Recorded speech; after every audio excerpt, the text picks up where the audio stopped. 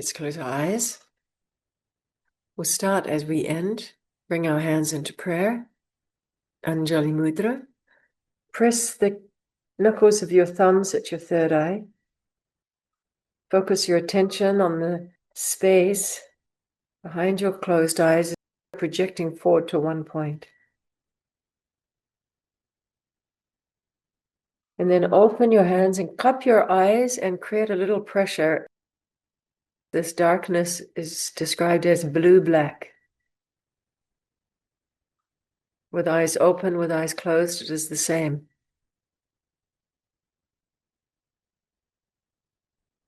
Releasing your hands and wiping your face. We just rest our hands in our lap or on our thighs. This is a good technique to start meditation, to center the energy and to also draw the energy, particularly through the sense of sight, inward. As human beings, how we are structured is that an enormous energy goes in what we see. We are very much engaged in the formed world, and that accompanies the sense of touch. All that which we see and touch. You see a cup, you pick the cup up. Vision and touch. You drink the tea, obviously engages sense of taste and smell. But it is particularly the energies of touching and of seeing that are most activated in human beings, generally. You see a child when they are discovering their world, they will always look and point, even before they can speak. Go, ooh, ooh, ooh. What's that? What's that? What's that? What's that? They want to touch everything. Before they are seeking in their outer world, they are curious about their own body, looking at their hands, their feet, and their mother's body also. For there is no separation between the mother and the baby, discovering the personal form. Having discovered the personal form, then the child starts looking outwardly, what he or she sees, and then wants to touch. Of course, the other senses are engaged also. So often it is helpful at the beginning of the meditation just to bring the attention here to your third eye, which is the space between your two physical eyes, and press that area a little. And then if you cup your eyes, it restores the energy that is draining moment to moment to moment from your eyes. And it brings an immediate settledness into meditation. Never rush in meditation. Nothing is to be done. Doing in meditation. Think of it more as, where are we directing our attention? What is being observed? And we are not engaging the faculty of the intellect to analyze.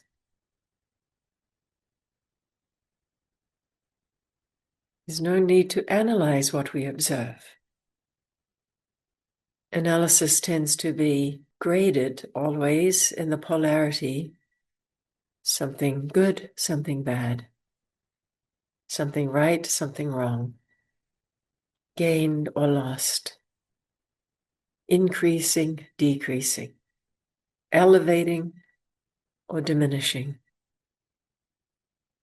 So analysis is always in the polarity of differences.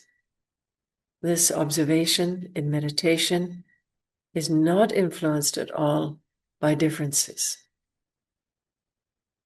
No commentary, no analysis, no evaluation. Of course, it will come in the mind, because that is its habit. But we don't treat it with any importance. Don't give it any energy. As it is sometimes said, don't feed it. Let it pass. And so the basic instruction of meditation, that everything that is observed and known, whether it be obvious or very subtle, as it comes, let it go.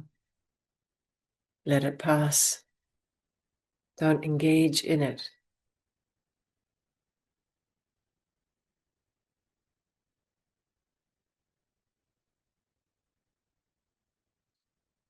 As soon as you stop feeding the sensory input, which means give meaning to what we receive through the senses, and of now with the eyes closed and being still, receiving through memory in the mind, whatever is arising, let it come, let it go.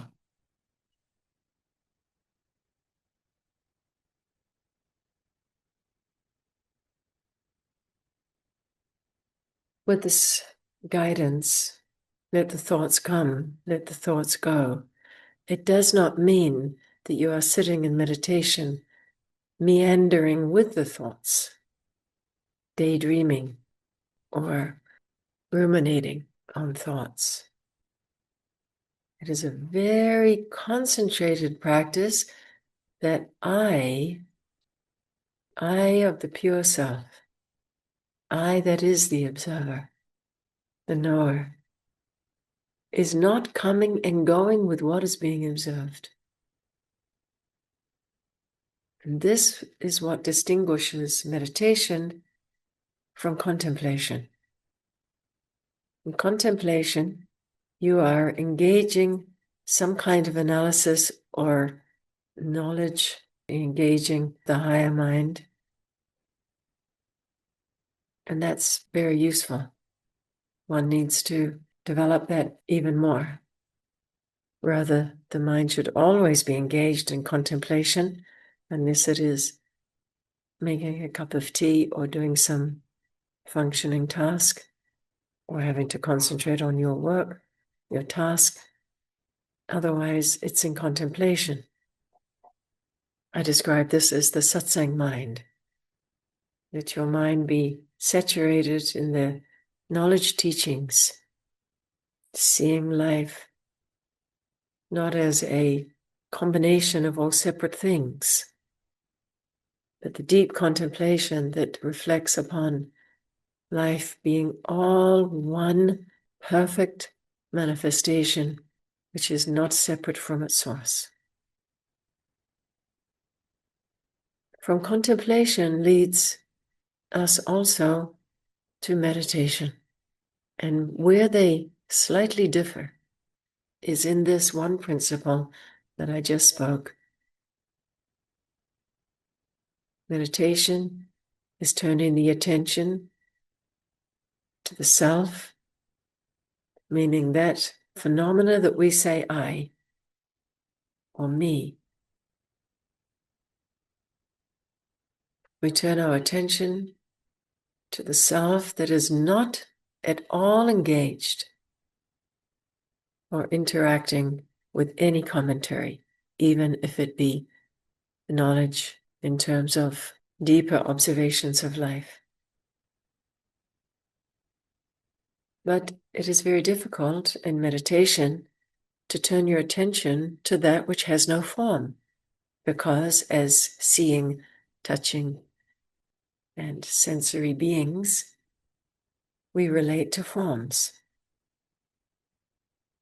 So meditation on the self is formless. And so it has been brilliantly communicated to us through generations of yogis who have meditated and discovered techniques, kriyas, of how to enhance our personal energy, which means the energy, physical, emotional, mental, intellectual, how to enhance that energy in such a way that it releases from the personal and discovers the non-personal self, the self that is at peace because it is not increasing and decreasing, gaining or losing, high or low, with all that which is played out on the field of manifestation, in the field of what we see, what we think, what we experience, what we know, ideas we have, and very intricate system of complex human behavior, and of course of our natural world, of which we are not separate. But although that field is incredibly complex and has many, many innumerous aspects, knowing the self pure, pure meaning not mixed, completely free from that complexity, is to know yourself, and thereby all struggle in the polarity of manifestation is released. So to know yourself pure, free, non-personal, which means a united self, the self that is yoga, means to be free of any struggle. And that is a human being's highest pursuit. All human beings are looking for a way to get out of struggle.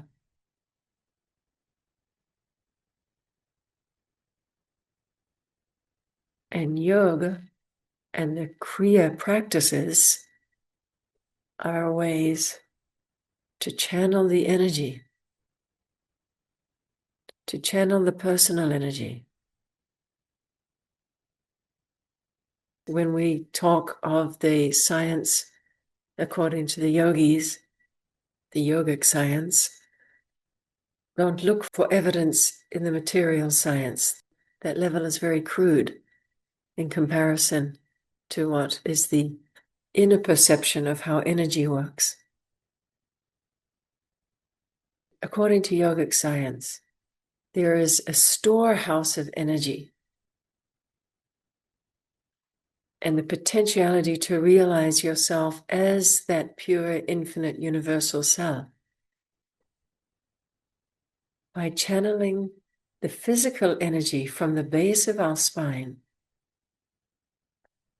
through the Sushumana channel, a very fine channel that is not of the polarities Ida and Pingala, the two channels left and right. Left cooling, right heating, left calming, right active, and the multitude of behaviors that come from these two polarities, Ida, Pingala. The Sushumna channel is literally described as the bliss channel. It opens to the true self, pure self, and releases the struggle, which means is the bliss. From the base of our spine, we awaken the Kundalini, the life force, lying in potential form. The yogis bring the image of the snake, especially the cobra that lies coiled, and when provoked, rises up and then opens its hood. That is the opening at the crown of the head. As it rises up from this coiled state, it rises up through the Sushumna and opens at the crown of our head in the realization of ourselves, pure, free, ever present, universal self, God self, where God and self are not separate at all. And when God and self are not separate, then the way of living in this manifest plane, there is no me and world separate. This is almost impossible for the logical mind, based in its cage of subject-object relationship, paradigm of seeing subject separate from object and in relation to each other, not as one. Because the mind functions in this paradigm, subject, object, and the relation brings the appearance of separation between the two. You cannot use the instrument of separation to realize oneness, God and self, oneness, world and self, one. And so we practice the kriyas, which means we use the body energy, which is also a huge intelligence.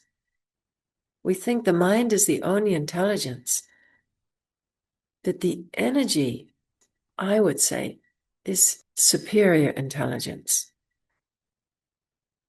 Without my thinking mind, my heart is beating.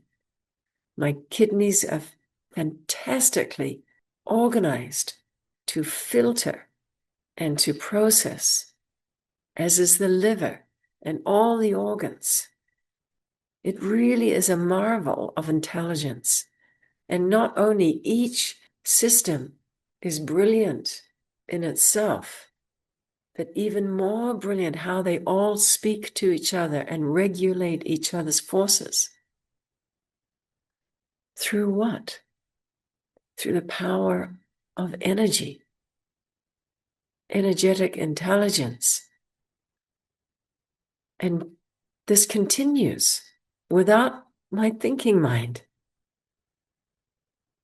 We haven't mentioned the organ of the brain and how multitude of sparks are creating images, processing sound, taste, touch, spatial orientation, color, and the list goes on and on. So if this energetic intelligence is manifest in this marvelous body tool, this body instrument that we have, then why do we not understand how to master it? How to use that intelligence for our release from struggle, pain, suffering, separation, grief even. Why can't we use the energy in its highest form, in its highest intelligence? So today, as our kriya, we are going to focus on mulbandh. Mul means root. You already know the first chakra. It's muladhara, sharing the same word, mul, root. Mul, muladhara, mulbandh. Bandh means to close. B-A-N-D-H, bandh. Mulbandh, to close the root, which is to gather the forces at the Muladhara chakra. Now, don't think close, bandh, in terms of closing, blocking, like a door. Bandh is to concentrate. The Muladhara chakra is our basic survival instinct.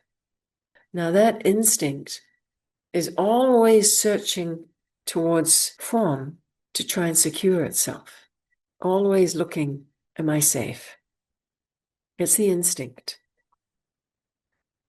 But we have been extremely, extremely fortunate to have been born in an incarnation that frees us up that we are not moment to moment to moment needing to worry about our survival. I'm always amazed when I see the birds, when I observe them. They're never still. They're beautiful and they sing beautifully.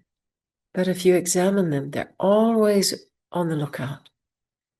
Is there a predator around? Their head is always looking from side to side. We are not needing to spend every moment of our waking hours in securing our physical body. And yet the mind can be trained to think as if we are, always needing to be on alert. And we imagine ways that we are not secure. And they're very convincing. So to mulbandh is to gather the energy and concentrate the energy so that we can send the energy upward in a more consciously advantageous way for our enlightenment than the scattering of energy that remains constantly rotating in the endless cycle of physical security, personal security. As I said, we are not closing, as Bandh would suggest. We are gathering the forces. Let's tune into our breath, and we will include in our the mulbandh. We are familiar. As you inhale, have a sense from the very core in your pelvic region. As you inhale, your belly releases, and have a sense that that inhalation from that center is expanding in all directions outwardly, even beyond your hips, your lower back.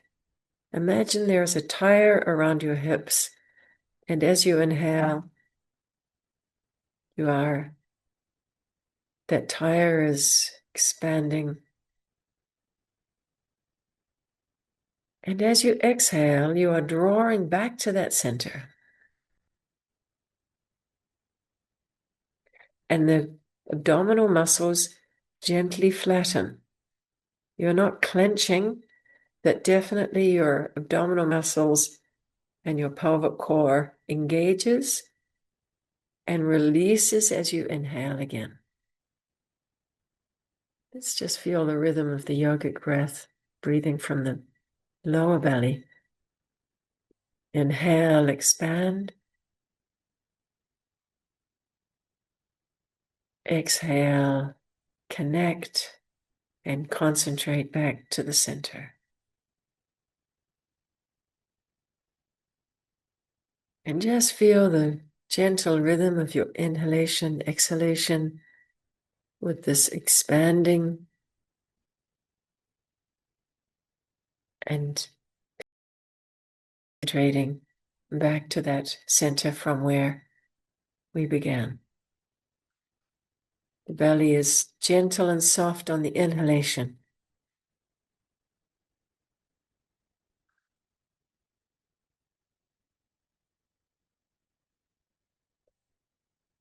We're going to add Ujai breath. Most of you are familiar. It is the channeled breathing at the back of your throat. It's a sense of opening a valve or opening at the back of your throat as you inhale and scraping the breath in your throat. And as you exhale, drawing back to the center, you are contracting in the back of your throat a little and channeling that breath on the exhalation where it becomes longer, slower, channeled exhalation. A kind of snoring sound, often described also as the ocean breath, can sound like the waves of the ocean. Ujai, to scrape the breath, the back of your throat. As you inhale, belly is released, expanding, drawing the belly back to the pelvic core center. As you exhale, channel the breath in Ujai at the back of your throat.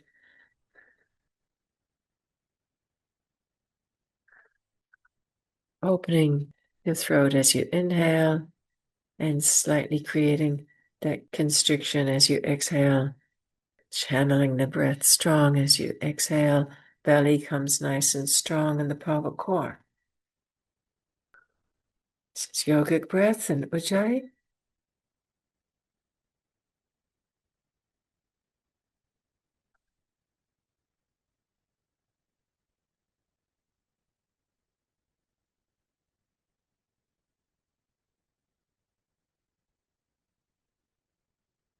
Once you feel in a rhythm of yogic breath, belly expanding as you inhale, gathering and concentrating the energy in the pelvic core as you exhale, abdominal muscles flatten.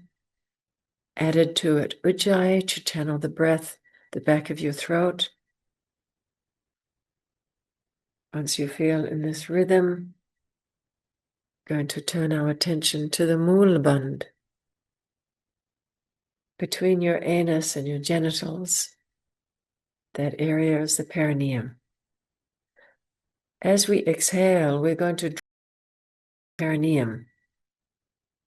It's a sense like an octopus, I always feel, as if it draws up, brings all its legs to be drawn up as we inhale. That releases, like the octopus now opens its leg and floats, and then gathers again as we exhale. Slightly drawing up in the perineum, as if you're pulling up from the perineum up towards your navel, but right in the center, not on the skin level.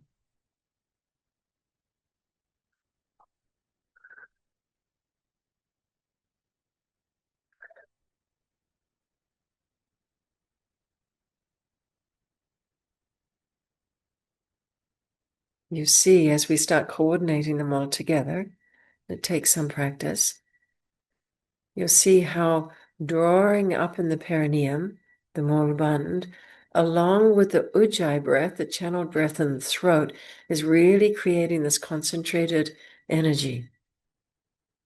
This energy is what sends the Kundalini, the life force, the pure life potential through the Sushumana channel, the central channel that opens at the crown of our head. This is enhancing the intelligence of energy to be channeled towards realization. There's one perfect pranic existence. Turning back to the practice, to the kriya, try and coordinate these three practices. The yogic breath, where the belly is expanding on inhalation, coming in on exhalation, and drawing up in the perineum. Add the Ujai breath. As you inhale, release the belly. Scrape the breath at the back of your throat. Sense of expansion. As you exhale, drawing the belly into the center, pulling up in the perineum, channel the breath at the back of your throat.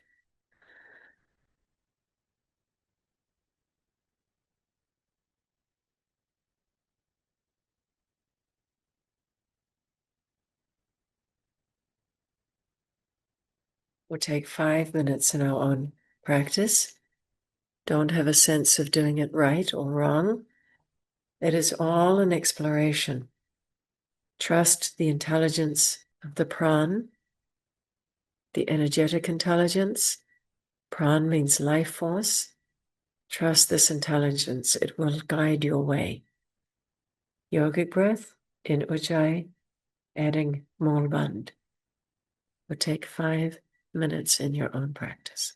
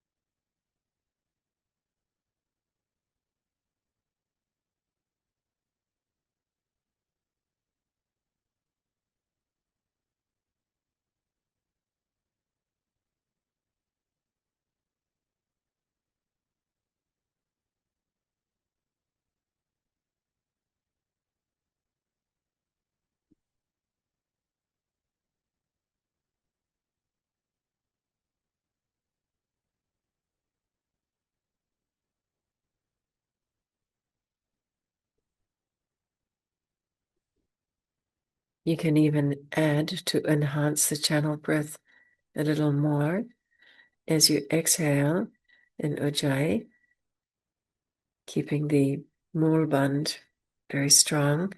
Just tuck your chin in and retract your chin a little, and that will intensify the exhalation in Ujai.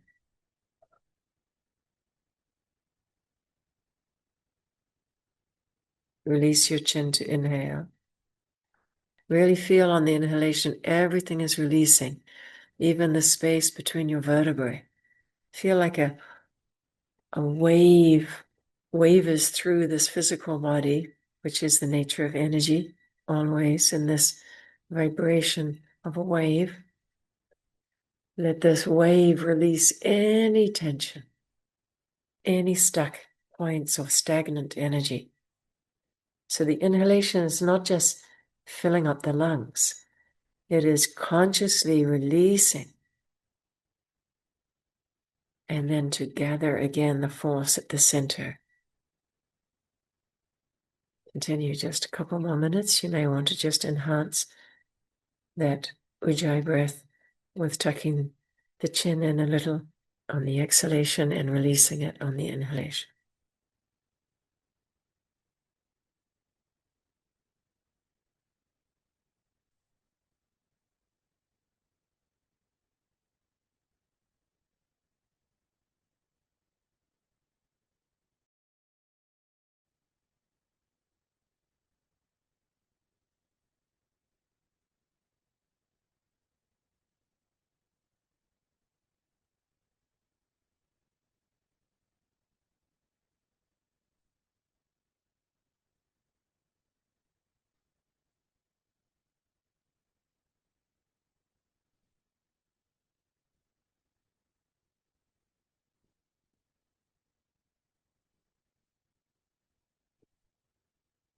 Let your breath be free now. Take a little space and just observe.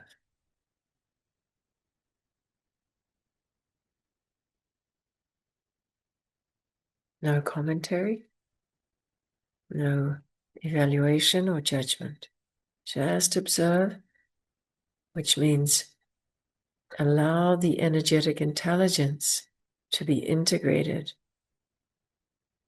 and aligned of its own power.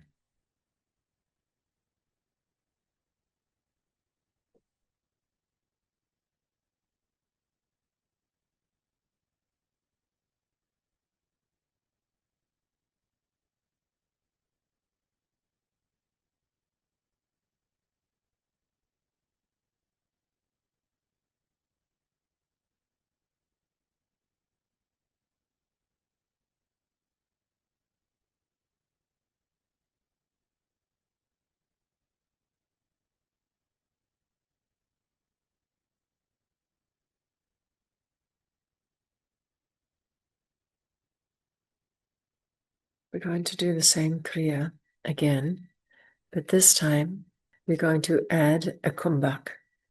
Kumbhak is to suspend the breath. Kumbhak is not to hold the breath. It is to allow the space between the breaths to expand, to extend. There are 3 ways that you can observe Kumbhak. After the inhalation, which is called antara Kumbhak. In the middle of the breath, between inhalation, exhalation, madhya Kumbhak. Or after the exhalation, bahya Kumbhak.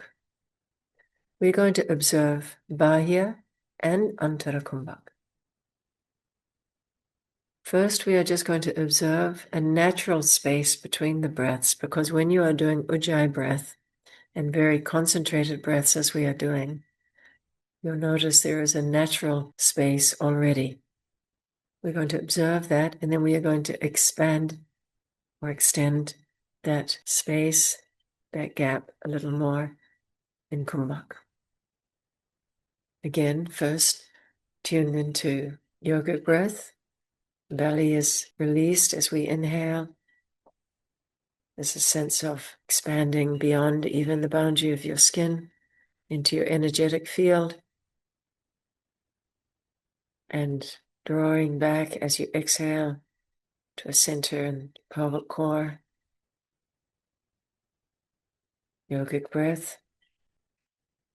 Feel the rhythm. Long, slow breaths.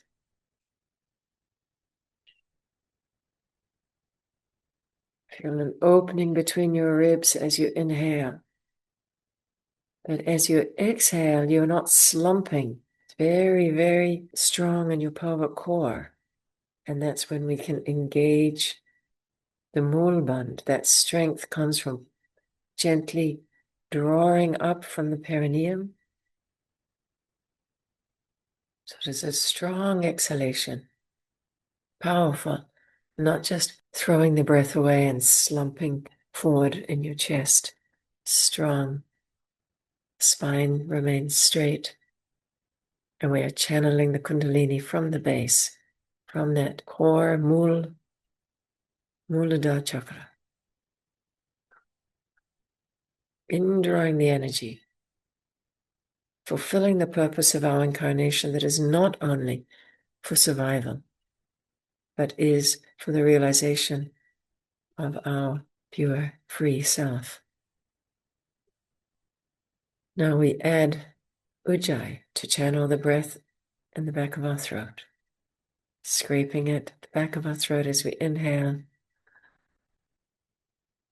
and channeling it by creating a gentle resistance or constriction at your throat to make that exhalation channeled long and slow. Intensify the exhalation a little by retracting your chin. Take 1 minute to restore the same rhythm as we had in the previous practice.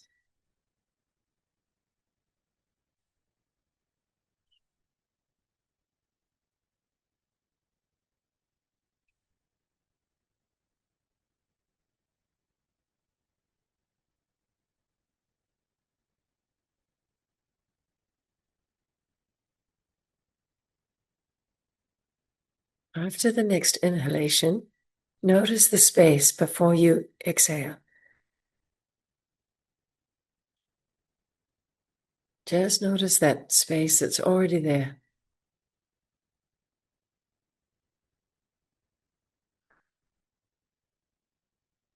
And similarly, after you exhale, notice the space before you inhale.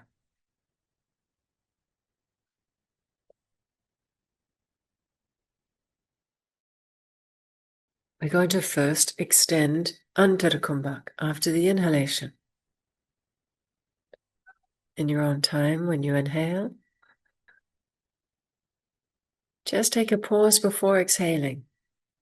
And in that pause, engage mulbandh, drawing up from your perineum, and then exhale in the channeled breath. Concentrate only on Antara Kumbhak for now. Again, next inhalation. Notice that gap. Suspend it a little. Engage mulbandh, and then exhale.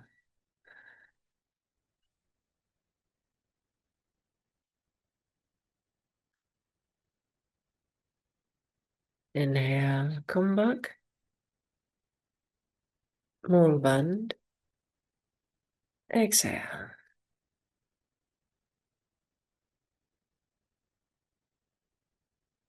Inhale in Ujai. Kumbhak, suspend your breath. Mulbandh, draw up in your perineum. Ujai, exhale.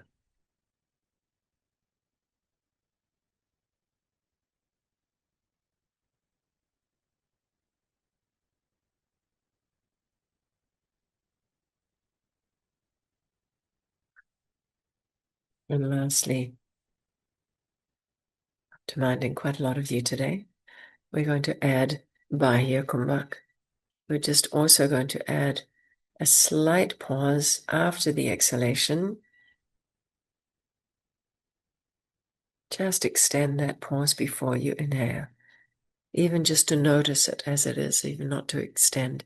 Those who have been coming for some time will feel easier to extend that pause, that space. Otherwise, just to continue observing that there is a space after the exhalation before we inhale. I'll give instruction one more time, then we can have a bit of time in our own practice. Inhale, yogic breath, expanding, scraping the breath at the back of your throat. Ujai. Kumbhak, suspend the breath. Engage mulbandh, drawing up in your perineum. Exhale in Ujai. Gently retract your chin to intensify the channeled exhalation. Strong in mulbandh. After the exhalation, release mulbandh, suspend your breath, and gently inhale again. Ujai. Kumbhak. Mulbandh. Exhale, Ujai. Bahya Kumbhak. Release mulbandh. Inhale, Ujai.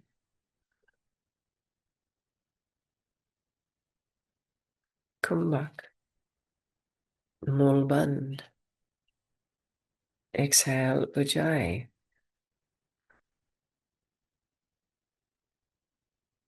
Bahya Kumbhak. Release mulbandh. Inhale, Ujai. And continue in your own rhythm, in your own practice. Just a few minutes more.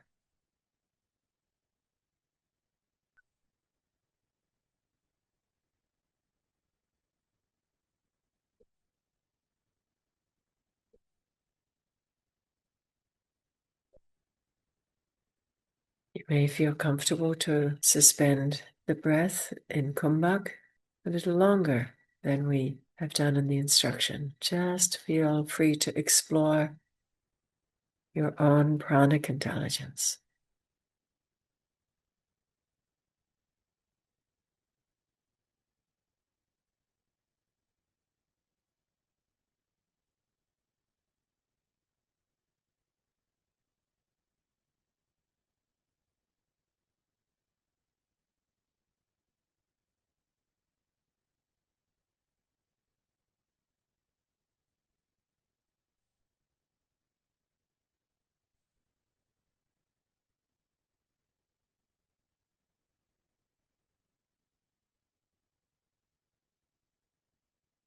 Let your breath be free. Trust the pranic intelligence as it awakens from being dormant, and that awakening energizes and aligns and balances physical energy, emotional, mental energy, and leaves us to be at peace in meditation.